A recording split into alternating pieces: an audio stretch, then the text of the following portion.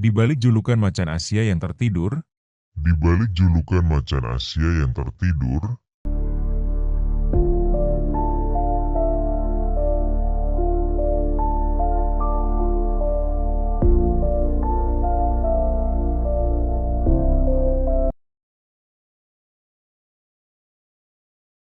di balik julukan macan Asia yang tertidur, negara Indonesia adalah negara yang memiliki banyak sekali kekayaan yang tentunya tidak dimiliki oleh negara lain.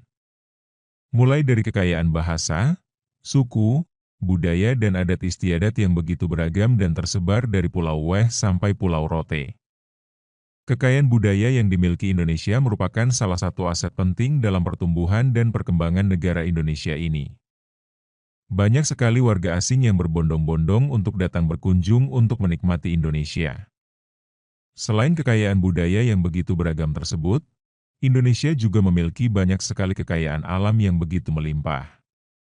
Kekayaan alam yang begitu melimpah inilah kemudian berhasil menarik perhatian bangsa asing sangat terobsesi dan begitu berambisi untuk menguasai kekayaan Indonesia tersebut. Tak heran jika bangsa asing mampu bertahan hingga berat 100 tahun di Indonesia untuk mengeruk kekayaan yang ada. Bahkan salah satu tambang emas terbesar di dunia ada di Indonesia. Tentu kita sudah tak asing lagi dengan Gunung Erzberg di Papua, atau biasa kita mengenalnya dengan tambang Freeport yang telah beroperasi sejak tahun 1967, hingga saat ini masih menggerus kekayaan alam bumi Papua seperti emas, tembaga dan perak. Bertahun-tahun lamanya Indonesia hanya mendapatkan sebagian kecil dari hasil kekayaan alam bumi Papua tersebut, hingga pada akhirnya sekitar 51% saham yang semula menjadi miliki asing berhasil dimiliki Indonesia.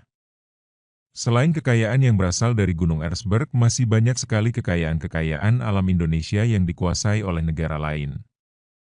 Selain barang tambang yang melimpah, kekayaan hayatinya juga tak kalah melimpah. Posisi Indonesia yang sangat strategis berada pada iklim tropis menjadikan Indonesia sebagai tempat yang nyaman untuk pertumbuhan dan perkembangan beragam jenis flora dan fauna.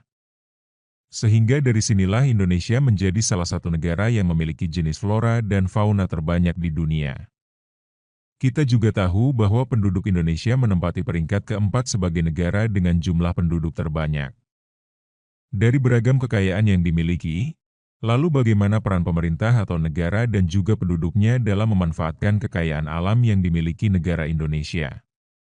Namun yang sangat disayangkan dari sekian banyak kekayaan-kekayaan alam yang dimiliki Indonesia, pada faktanya negara kita masih sangat bergantung dan mengandalkan negara lain dalam mengolah kekayaan alam tersebut. Sebuah kenyataan yang amat miris sebenarnya, di saat yang seharusnya kita bisa menikmati kekayaan alam sendiri dengan puas, tetapi kita sendiri masih harus mengimpor dan mendapatkannya dari negara lain untuk bisa memakai dan menikmati kekayaan alam tersebut untuk siap digunakan. Kita yang seharusnya juga bisa dapat memperoleh keuntungan justru terbalik keadaannya. Lalu apa sebenarnya yang menjadi penyebab keadaan tersebut bisa terjadi? Bukankah jumlah penduduk yang besar yang dimiliki Indonesia menjadi salah satu keuntungan untuk mendorong peningkatan pertumbuhan dan perkembangan sosial budaya dan ekonomi negara? Perlu kita ketahui bahwa yang memiliki pengaruh amat besar bagi pertumbuhan dan perkembangan kemajuan sebuah negara bukan berasal dari kuantitas penduduknya, melainkan dari kualitas penduduknya. Sehingga jumlah penduduk yang banyak tidak akan menjamin akan keberhasilan suatu negara dalam meningkatkan pertumbuhan dan perkembangan negara. Terkadang jumlah penduduk yang begitu banyak bisa juga akan menimbulkan permasalahan baru bagi negara, seperti pengangguran, kemiskinan dan meningkatnya kriminalitas. Pernahkah kalian mendengar tentang julukan macan Asia yang tertidur yang disematkan untuk Indonesia selama beberapa tahun terakhir? Lalu apa sebenarnya makna dari julukan tersebut? Pada era Indonesia masih dipimpin oleh Bapak Presiden kedua Indonesia yaitu Bapak Soeharto. Negara Indonesia ini pernah mendapatkan julukan macan Asia tanpa embel-embel tertidur, di mana saat itu Indonesia menjadi salah satu negara yang amat disegani oleh negara-negara lain. Namun seiring dengan perkembangan zaman, julukan ini perlahan-lahan mulai memudar tergerus waktu dan peliknya beragam permasalahan yang pernah dihadapi Indonesia. Mulai dari krisis ekonomi yang pernah terjadi pada saat itu, hingga permasalah korupsi dan lainnya. Selain itu, Perkembangan teknologi yang begitu pesat turut mewarnai perubahan yang ada. Julukan, Macan Asia yang Tertidur.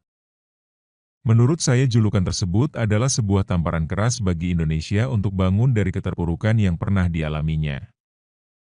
Terlepas dari semua yang pernah terjadi, kita tidak bisa terus-menerus untuk menyalahkan pemerintah dengan sistem yang ada dan juga permasalahan-permasalahan yang pernah terjadi.